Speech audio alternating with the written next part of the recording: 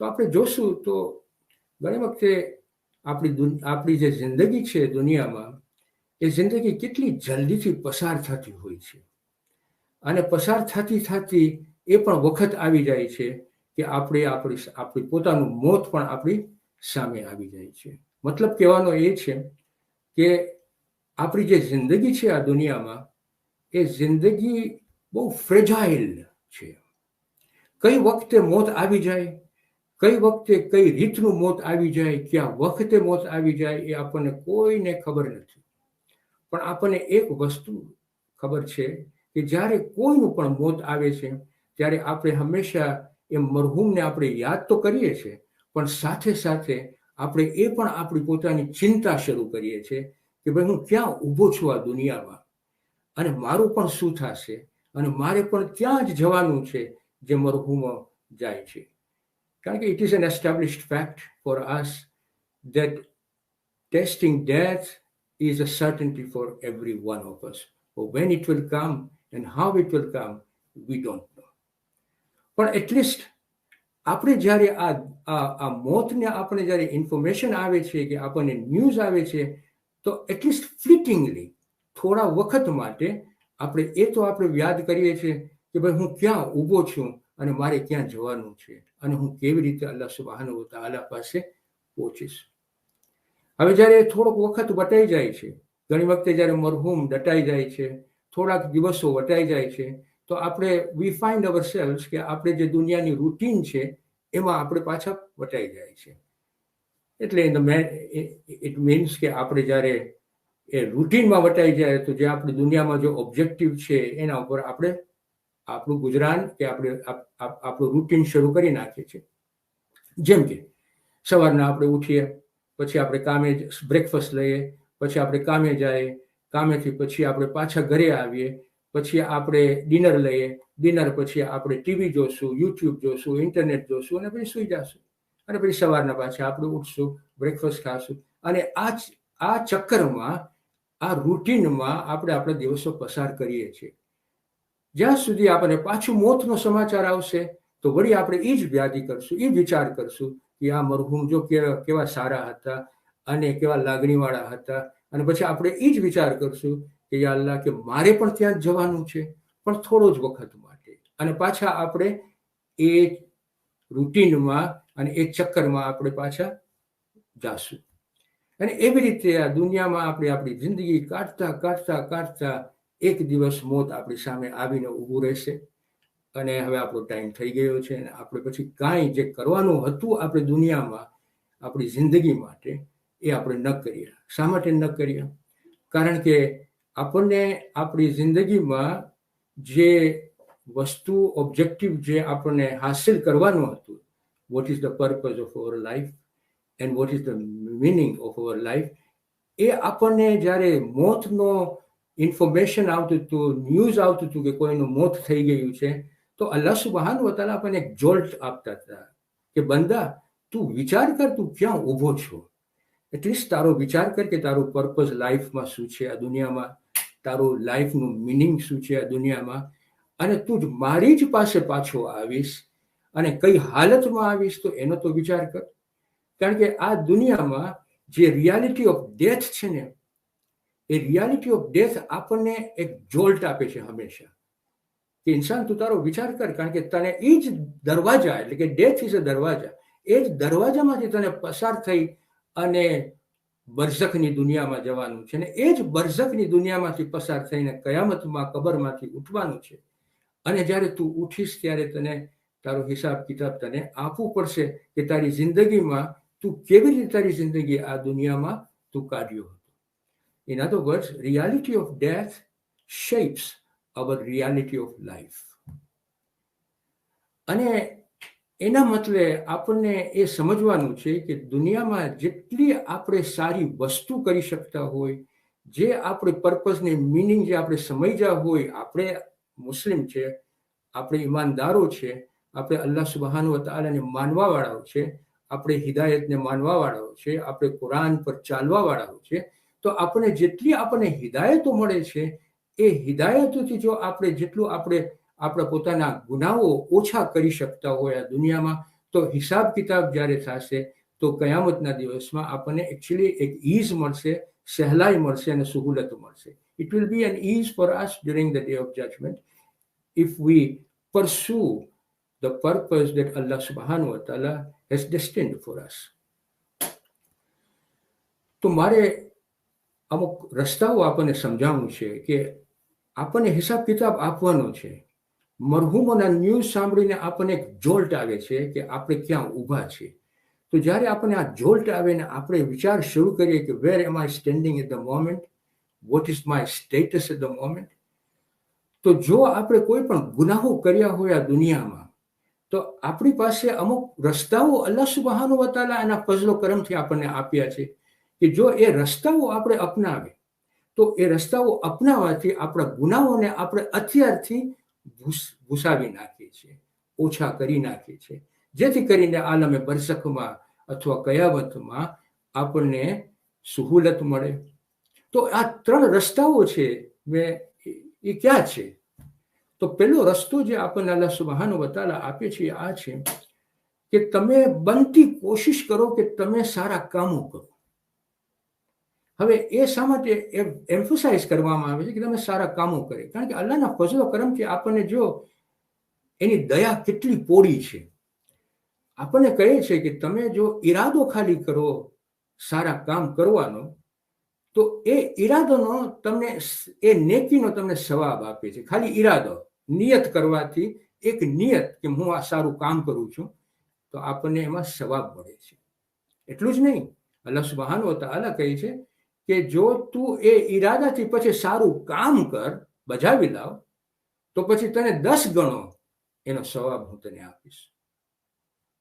એટલું જ નહીં, કહે છે કે તું જો ખરાબ કામ કરવાનો વિચાર કરીશ ને તો હું તને એના ગુના નહીં આપું, જ્યાં સુધી તું એ ખરાબ કામ અમલમાં નહીં લઈ આવ. અને જ્યારે તું અમલમાં લઈ આવીશ તો તને હું એક જ ગુનો આપીશ.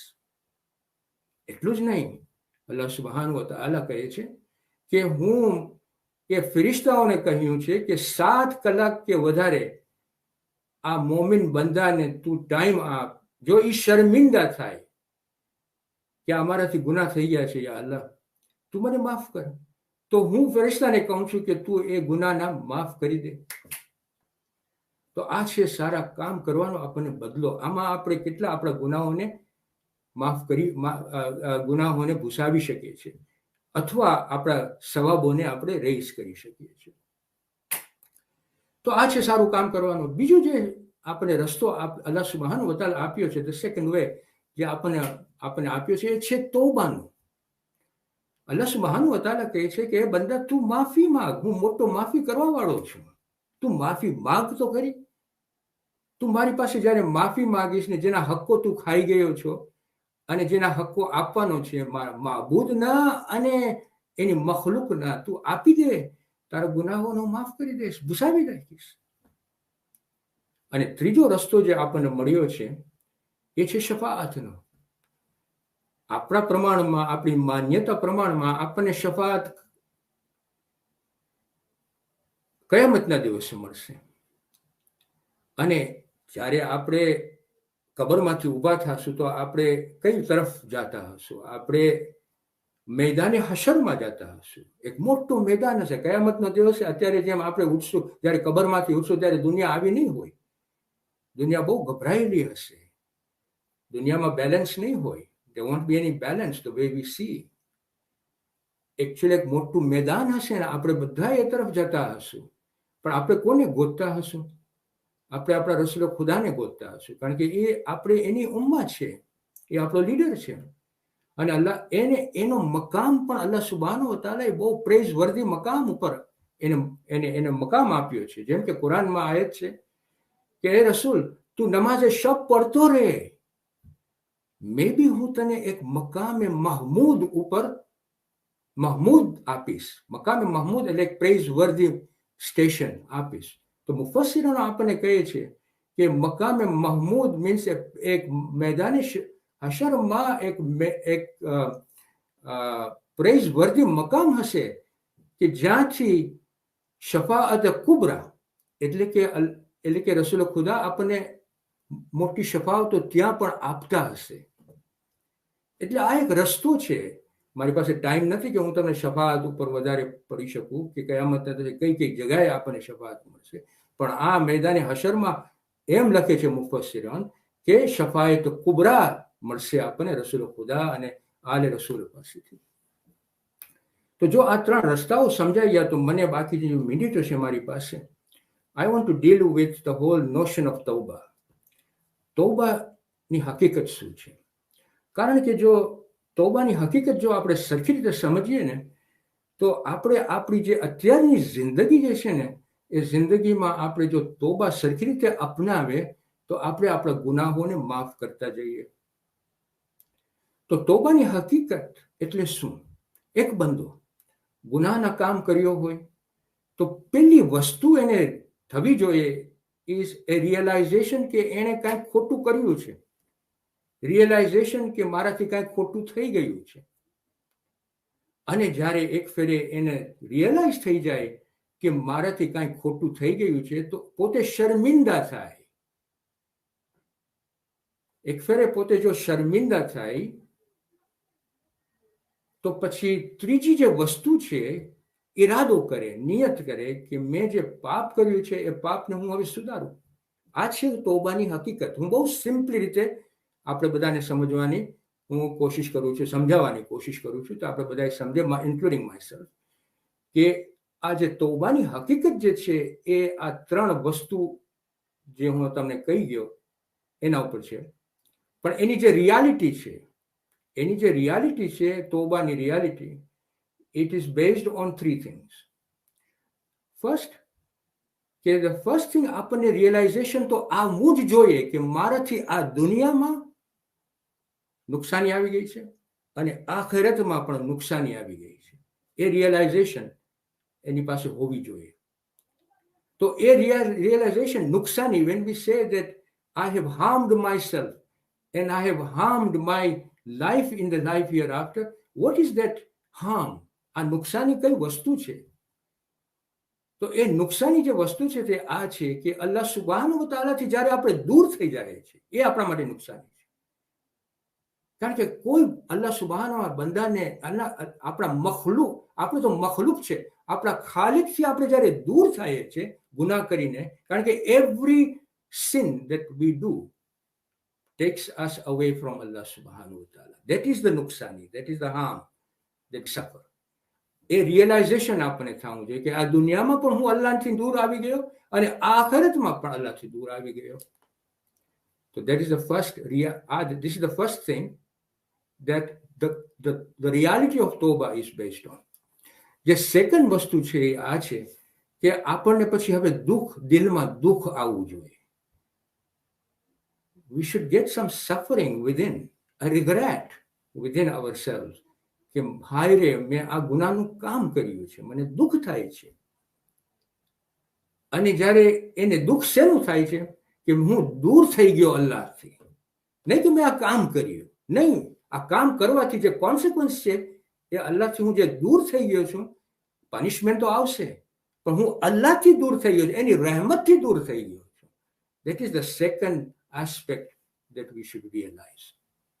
And the third thing this Tawbah reality is based on is the fact કે આપણામાં પછી એક રિગ્રેટ આવી જાય અને એક સફરિંગ આવી જાય અને દુઃખ આવી જાય, પછી આપણે ઈરાદો કરે કે હવે મને તોબા કરું છું, મતલબ એમ કે now I want to go back to Allah સુબ્હાનહુ વ તઆલા. એને આપણે કહીએ છીએ તોબા.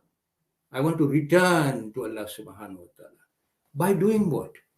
પહેલા તમે જે ખાલિકના હક્કો છે એ આપી દો, અને પછી મખલુકના હક્કો છે એ આપી દો. એન્વાયરમેન્ટમાં તમે જે ડિસ્ટ્રોય કરતા હો એને તમે પાછા સાંધવાની ટ્રાય કરો, કારણ કે આ અમાનત છે અલ્લાહ સુબ્હાનહુ વ તઆલાની. જ્યારે આપણે આવા સારા કામો શરૂ કરશું હિદાયત પ્રમાણે અલ્લાહ સુબ્હાનહુ વ તઆલાની, ત્યારે we are now returning to Allah સુબ્હાનહુ વ તઆલા. જે આપણે દૂર થઈ ગયા હતા હવે આપણે નજદીક આવે છે. ધેટ રિટર્નિંગ ઇઝ કોલ્ડ તૌબા. ઓલું ઇસ્તિગફાર હતું, આ તૌબા છે.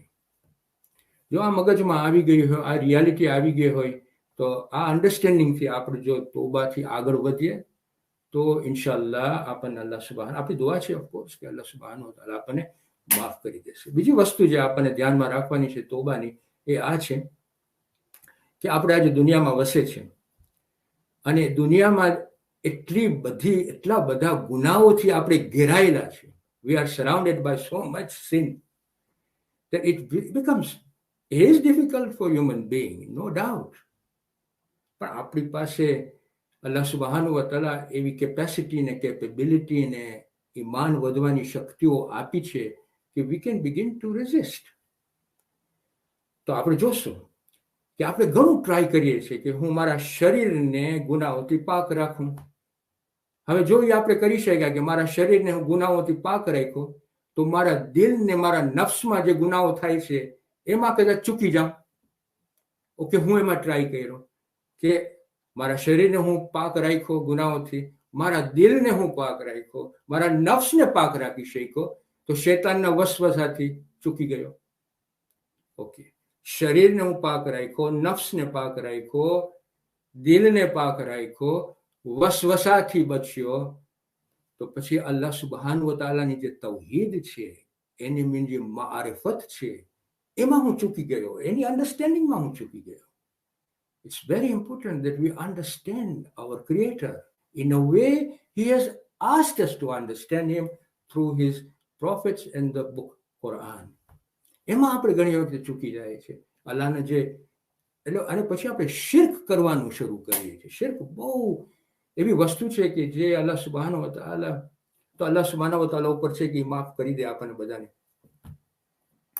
તો આપણા ઇમામો આપણને શું કહે છે કે તમે બધી સ્થિતિમાં, તમારી જિંદગીમાં તમે જેટલા શ્વાસ લ્યો છો ને, એક એક શ્વાસ જ્યારે લેતા હો ને, ત્યારે એ બધી સ્થિતિમાં તમે તોબાની સ્થિતિમાં આવ્યો. Means you should always be wanting to be nearer to Allah subhanahu wa ta'ala by holding the rope of tawbah. આપણા ઇમામ જાફર સાદિક અલૈહિસ સલામ આપણને બહુ સારી રીતે શિખામણ આપે છે અહીંયા કે તોબા અલ્લાહ સુબહાનહુ વ તઆલાની એક દોરી છે. It is a rope of Allah સુબહાનહુ વ તઆલા. તમે જો એને પકડી રાખશો તો તમે અલ્લાહ સુબહાનહુ વ તઆલાના સંબંધનો જે રિશ્તો છે એને તમે જાળવી રાખશો. એક ને બીજું કે તમે જો એ રોપને પકડી રાખશો તો આ જે છે એ તમને કહે છે કે તમે હંમેશા તૌબાની સ્થિતિમાં રહ્યો. અને આપણે જોશું તો ઇમામોની જિંદગી અને રસૂલ ખુદાની જિંદગીમાં એ લોકોએ પણ અસ્તગફિરુલ્લાહની સ્થિતિમાં હતા, તૌબાની સ્થિતિમાં હંમેશા રહ્યા છે. કારણ કે એ લોકોને ખપતું હતું કે અમે અલ્લાહની નજદીક જ રહીએ. એવું કાંઈ અમારાથી મગજમાં પણ ના આવે કે કદાચ ને અમારાથી એવી ભૂલો થઈ જાય કે એવા થિંકિંગમાં અમે આવી જાય કે અમને અલ્લાહથી દૂર થવું પડે. હંમેશા એ લોકો તૌબાની સ્થિતિમાં. અને જો આપણે પણ તૌબાની સ્થિતિમાં રહી તો આપણે પણ અલ્લાહની નજદીક રહી શકીએ છીએ, જેમ આપણા ઇમામો અને પૈગંબરો રહેતા હતા. આ બીજી વસ્તુ. એટલે અકલમંદ ઇન્સાન એક એક શ્વાસ ઉપર તૌબાની સ્થિતિમાં જ હંમેશા પોતાની જીવન કાઢતો હોય. અને ત્રીજી વસ્તુ જે આપણે મગજમાં રાખવાની છે આ છે, હવે આ જે વસ્તુ જે આપણે હું કહેવા માંગુ છું, this is something which is an inspiration in our life. Allah સુબહાન વ તઆલા આપણને અમુક ઇલ્હામ આપે છે, અમુક ઇન્સ્પિરેશન જે દિલોમાં હોય છે, જે આપણે ઘણી વખત બહાર નથી કાઢતા પણ અંદર હોય છે. ને આપણે જ્યારે ડીપલી આપણે પોતાને ઇન્વેસ્ટિગેટ કરીએ ને ત્યારે દિલમાંથી આપણને ખબર પડે કે આ એકચ્યુઅલી અલ્લાહ સુબહાન વ તઆલા આ ઇલ્હામ મારામાં રાખેલું જ હતું. આ ઇલ્હામ બે ટાઈમે આપણને મળે છે, બે વખત આપણી જિંદગીમાં મળે છે. એક છે કે જ્યારે આપણે જન્મે છે ત્યારે અલ્લાહ સુબહાન વ તઆલા આપણને કહે છે, એ મારા બંદા, હું તને હવે જિંદગી આપ્યો છું, આ એક અમાનત છે, મેં તને આપી છે, અને હું જોઈશ કે તું આ અમાનતને કેવી રીતે યુઝ કરે છે અને તે કઈ સ્થિતિમાં આ અમાનત મને પાછી આપે છે. આ જન્મ ટાઈમે. અને મરણ ટાઈમે કે છે, એ મારા બંદા, મને જોવું છે કે હવે તું કઈ સ્થિતિમાં આ જે અમાનત મેં તને આપી હતી એ કઈ સ્થિતિમાં તું લઈ આવ્યો છે. સારી સ્થિતિમાં લઈ આવ્યો છે કે બરબાદ કરીને લઈ આવ્યો છે. આ જે ઇન્સ્પિરેશન છે, this inspiration is also related to તોબા. ઇન અધર વર્ડ્સ કે આપણે આ અમાનત મળી છે અને આપણે હંમેશા તોબાનું જે જે રોપ છે, જે રસ્સી છે, એને આપણે પકડી રાખીએ, જેથી કરીને અમાનત આપણે પાછી સરખી રીતે એને આપી શકીએ, કે બંદા તરીકે આપણે એક ઇન્સાન તરીકે એની પાસે જાય, નહીં કે એક હેવાન તરીકે એની પાસે જાય. તો જો આ સમજાઈ ગયું હોય, અને જો આપણે અલ્ટિમેટલી આપણે જોશું ને, તો અલ્લાહ સુબહાનહુ વ તઆલા એટલો રહમાન અને રહીમ છે, એટલો ગફૂર રહીમ છે, એટલો મહાન દયાળુ અને દયા કરનાર છે, કે આપણે જ્યારે એની પાસે માફી માંગશું તો આપણે હંમેશા આપણી આશા હોવી જોઈએ કે આપણને હંમેશા માફ કરી દેશે. નથી આપણે દુઆએ કુમેલમાં આપણને ઇમામ અલી અલૈહિસ સલામ આપણને શું શીખવાડ્યા છે જ્યારે આપણે દુઆએ કુમેલ પડીએ છીએ, કે એ મારા પરવરદિગાર, મારા સિવાય બીજું કોણ છે, તારા સિવાય બીજું કોણ છે, તું મારું પરવરદિગાર છો. હું તારી પાસે માફી માગતો આવ્યો છું, હું તારી પાસે ભાંગેલો આવ્યો છું, હું તારી પાસે એવી સ્થિતિમાં આવ્યો છું કે મને હવે તું બક્ષિસ આપ. મારા ગુનાહ, અલ્લાહ સુબહાનહુ વ તઆલા આપણને કહે છે, મારા ગુનાહો થઈ ગયા છે, તું મને બક્ષિસ આપ, મારી મુસીબતો ને તારી રહેમતથી ઉઠાડી લે, અને મારા જે આ શરીરને જે હાડકાઓ છે એટલા નબળા છે કે તું મને તારી રહેમતથી પ્રોટેક્શન આપ, અને મારા ગુનાહો તું માફ કરી દે. આપણે કોને કહીએ છીએ? આપણે અલ્લાહ સુબહાનહુ વ તઆલાને કહીએ છીએ કે એ પરવરદિગાર, આ મારી હાલત છે, મારી સ્થિતિ છે.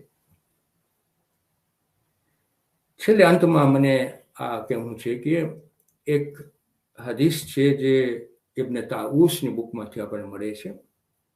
ઇન્ટરેસ્ટિંગ હદીસ છે. એમાં આપણને જાણવાનું એ મળે છે કે અમુક મુશરિકો હતા, તો મુશરિકો કાગળ લખ્યા રસૂલ ખુદાને, અને કહે છે કે જો અમને ઇસ્લામ ધર્મ ઉપર આવું છે, પણ જ્યારે તમે કુરાન પડતા હો છો ત્યારે તમે આવી વસ્તુઓ તમે પડતા હો છો કે જે માણસો અલ્લાહ સિવાય બીજા ખાલિક ઓર બીજા પાસે દુઆઓ માગતા હોય, કે પછી કોઈ ઇનોસન્ટ માણસને મારી નાખ્યા હોય, કે પછી ઝીના કર્યા હોય, એ હંમેશા અઝાબમાં હશે. કે અમને આ ડર છે, અમે જો ઇસ્લામને કબૂલ કરે તો અમને એમ ડર છે કે અમે પછી અઝાબમાં જ રહેશું. તો રસૂલ ખુદા જવાબ આપે છે કે જો જે માણસ તોબા કરશે, જે માણસ ઈમાન રાખશે અલ્લાહ સુબહાનહુ વ તઆલા ઉપર, અને જે સારા કામો કરશે, એને જરૂર અલ્લાહ સુબહાનહુ વ તઆલા માફ કરી દેશે. તો પાછા લખે છે મુશરિકો કે અમને ડર છે કે અમારાથી કદાચ ને સારા કામો નહીં થાય. તો અલ્લાહ સુબહાનહુ વ તઆલા કહે છે કે જો શિર્ક સિવાય બધા ગુનાઓ અલ્લાહ સુબહાનહુ વ તઆલા માફ કરી દેશે, એ ચાહશે તો બડી મુશ્રિકો લખે છે અલ્લાહ સુબહાનહુ વ તઆલાને કે અમને એમ થાય છે કે અમે એના ચાહવા વાળામાં નહીં હોય. ત્યારે કુરાનમાં આયત 53 ઓફ સૂરા ઝુમરમાં અલ્લાહ સુબહાનહુ વ તઆલા આયત મોકલાવે છે ને કહે છે કે તે લોકો કે જેઓ પોતાના નફ્સ ઉપર જુલમ કર્યા છે, તમે અલ્લાહ સુબહાનહુ વ તઆલાની રહેમતથી માયુસ ન રહો. બેશક અલ્લાહ સુબહાનહુ વ તઆલા મોટો માફ કરવા વાળો છે, એની પાસે મોટી રહેમત છે માફ કરવાની. પછી જ્યારે આયત આવી તો આ મુશરિકો પછી ઇસ્લામને કબૂલ કર્યા. પણ મારું કહેવાનું આ છે કે આપણી જિંદગીમાં આપણે આપણા પોતાના નકશાઓ ચેન્જ કરી શકીએ છીએ. તોબાનો એક જરિયો છે, સારા કામ કરવાનો એક જરિયો છે, અને સાથે સાથે શફાઅતનો પણ આપણી પાસે જરિયો છે. પણ અહીંયા આપણને આપણું પોતાનું ઈમાન સ્ટ્રોંગ કરવું પડશે, અને આપણને એની હિદાયત ઉપર ચાલવું જોશે. I want to end this particular lecture, at least this side of the lecture, by stating some ayah in the Quran, which I think we should all take them away and reflect upon them. Allah subhanahu wa ta'ala in Suratul Insan, man, first one or two or three, first three ayat, Allah subhanahu wa ta'ala says, was there not a time that you were not worth mentioning. Look how he starts. Was there not a period of time when you were not worth mentioning? I then created you from a mingled fluid, means part of the fluid coming from father and part of the fluid coming from mother. I created you, a human being, from the mingled fluid so that I can test you. Then I made you hearing and seeing. He gave us the capacity to think, to see, to hear, so that we can solve our problems. He gave us a problem solving capacity. He gave us adjusting capacity. He gave us a decision making capacity. And then on top of it, in this ayah, he says that I gave you guidance. હું તમને હિદાયત આપ્યું. Now it's up to you whether you are grateful to me or ungrateful. In other words, you have that choice, the free will that I've given you. You make that choice whether you want to be grateful to me or you don't want to be grateful to me. You want to be ungrateful to me. It's up to you. You can either do shukr or you can do kufr. If you do shukr, that's for your benefit. And if you do kufr, that's for your loss. Ayat, take this ayat with us. Second ayat that I want to say, for us to reflect upon, is Suratul Mulk. In that ayah, in that surah, there is an ayah. I have created, look at how he puts death first, death before life. He says, I have created death before life so that I can test you to see who is the best in the conduct. Who is the God conscious amongst you? So he has created the reality of death and the reality of life to test us who is best in the conduct. So how is he going to test us? And that we get from Surah Al-Baqarah. If I'm not mistaken, it's Surah verses 153, I'm not so sure. But Allah subhanahu wa ta'ala says, certainly I'm going to test. How? He carries on. I'm going to test you with fear. I'm going to test you with hunger. I'm going to test you with loss of life, loss of property, loss of crop, and profit. Inform those who have endured, those who keep sabr and endure this testing by saying, Inna lillahi wa inna ilayhi raji'un. And then when we want to find out what is the position of the people of taqwa, who are best in conduct, Imam Ali alayhi salam, Ali ibn Abi Talib alayhi salam tells us that the people of distinction and people of success are the people who have taqwa. So with this, we have got a lot of things to take away in this majalis, which is for the Ruh and Sawab of Marhuma Sakina Bai Manjiwalji. Salawat. Allahumma salli ala Muhammadin wa ali Muhammad.